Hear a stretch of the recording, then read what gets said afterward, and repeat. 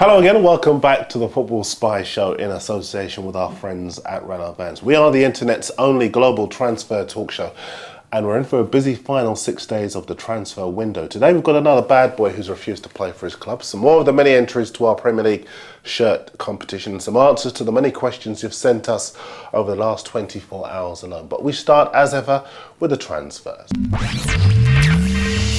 Stoke keeper Asmir Begovic is the latest player to do that thing you all know that I hate. He refused to play for his club last night to force a move through to Chelsea. He follows in the footsteps of Javier Mascherano at Liverpool, Charles Nzobia at Wigan and Hatem Ben Arfa at Marseille, who wants to join Newcastle. I say clubs should refuse to pay them and refuse to sell them to make them realise who's in charge. Now, SkySports.com understands Liverpool are closing in on the signing of Fulham defender Paul Konchesky. Bordeaux president Jean-Louis Trio admits Fernando Cavanaghi could soon be on the move with Sunderland in for him. In our own Daily Mirror, Liverpool are in for West Ham's Carlton Cole, while I was at Spurs yesterday, where Harry Redknapp admitted that there's been contact with Real Madrid over the transfer of Lassana Diarra. Talksport.co.uk say West Brom have made a £3 million bid for Getafe midfielder Derek Boateng. He's a good player. He's from Ghana and he was voted the Spanish club's player of the season for the last campaign. And a few of you have been asking about the new Man U striker Bibi. Well, I have to tell you it's not good news. You may remember Sir Alex Ferguson bought the £7 million star without ever seeing him play. Well, the Guardian report today that Bibi's touch and general play in training was so bad that he couldn't even make the reserve squad for the Carling Cup this week. A couple of other bits for you as well. Juventus say that they've agreed a deal with Liverpool for the transfer of the midfielder Alberto Aquilani. He should go there with the option for a permanent move at the end of the coming season.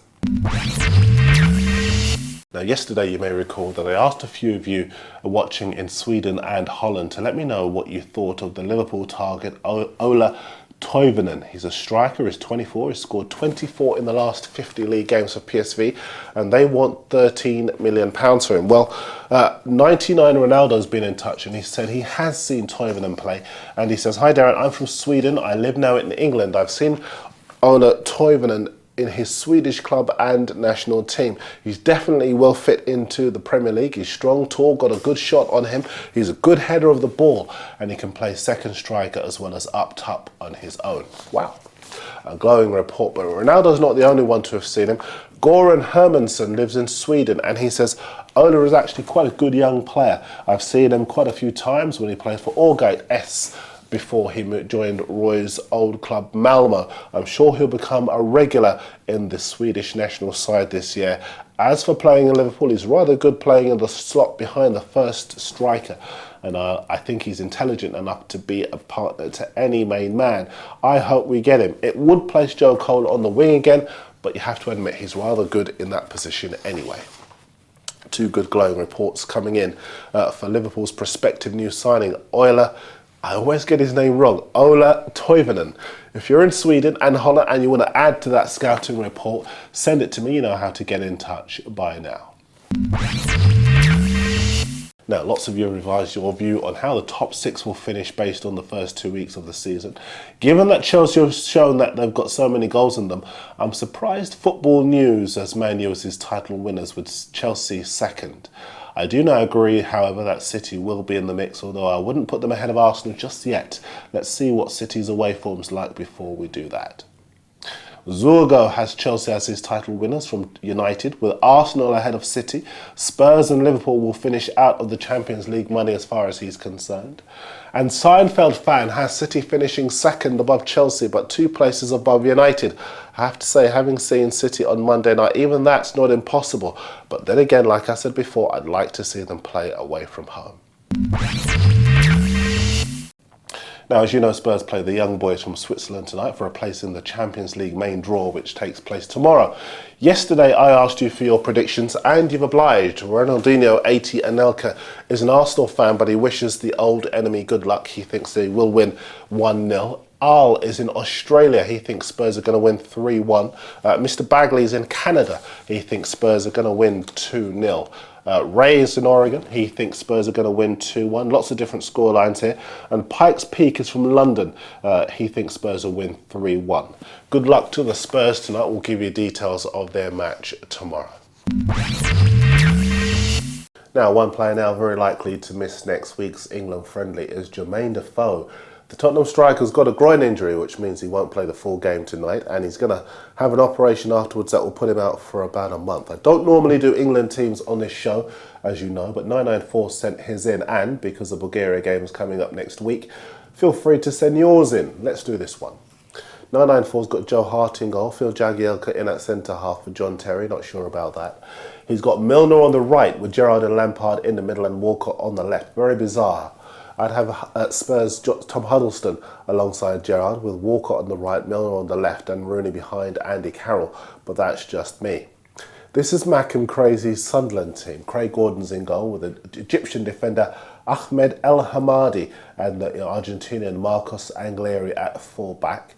Bad boy Charles Nzogbia's in on the left with Jordan Henderson on the right and Darren Bent joined by West Ham's Carlton Cole up front. It's a goodish side, although I'd have Mensah at right back with Titus Bramble at centre-half. Josip Simic is in Croatia. This is his Man United team. The back four is as normal, with Johnny Evans in for Rio Ferdinand. Valencia and Nani are on the flanks with Scholes and Fletcher in midfield. Javi Hernandez is behind Rooney, but I've had Berbatov there any day of the week and on Sunday.